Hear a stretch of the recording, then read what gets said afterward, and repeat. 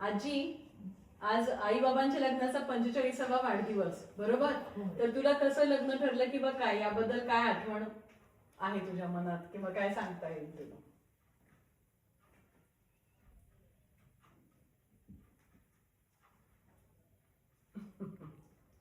आठवायला वेळ लागतो. त्यावेळेला कसं लग्न ठरलं, तुला काय आठवतंय? कोण काय म्हणालं किंवा काय असं सांगते आमच्या शेजारच्याने नानिवडेकरांची माहिती आम्हाला सांगितली. हा. त्याच्यानंतर त्यांना पण सांगितली मुलीच्या वडिलांना हा. असा मुलगा आहे, हा. विचार करण्यास तर हरकत नाही. मग नीलूचे वडील मामा नानिवडेकर आमच्याकडे आले. हा.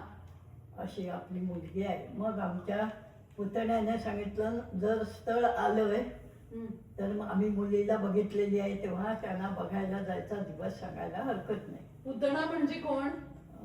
पुतण्या म्हणजे सुरेश. हा, सुरेश काका. हा, सुरेश काका.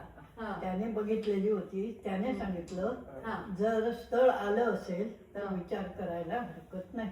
अच्छा. हा. आणि शेजाऱ्याने नानिवडेकरांना सांगितलं.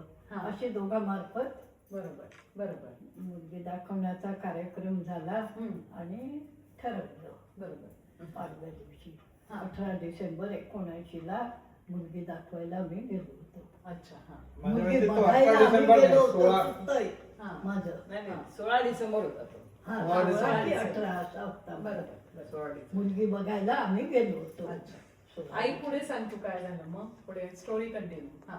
ती म्हणजे काय ते नाके जे आजी सांगते बरोबर आहे. नाके काका भाऊकाकांच्या ऑफिस मध्ये होते हा.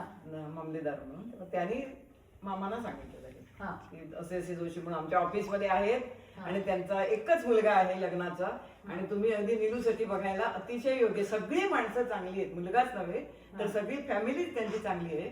तेव्हा ते मग मामाने ते विचारलं. मग पत्रिका वगैरे देऊन नेहमीप्रमाणे पत्रिका पण जुळली, काहीच प्रश्न आला नाही. फक्त एकच अट होती की यांची की मी 1 वर्षाने लग्न करणार, तोपर्यंत जर थांबणार असतील तर थांबा. मग आमच्या मामांना काय सगळं जर पसंत आहे आणि गावातच स्थळ आहे आणि सगळं विश्वासावर त्यावेळी महत्वाचं होतं, कोण कोणाला फसवणार नव्हतं. त्या मामाने सांगितलं ठीक आहे 1 वर्ष तर आमची मुलगी आमच्याकडे तेवढी राहील, बरं आहे.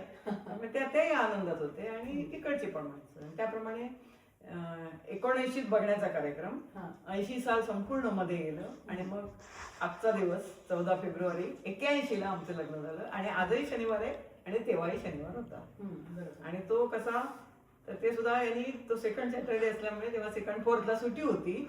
त्यामुळे यांनी सांगितलं मला रजा घ्यायला नको लग्नासाठी. त्यामुळे लग्न आमचं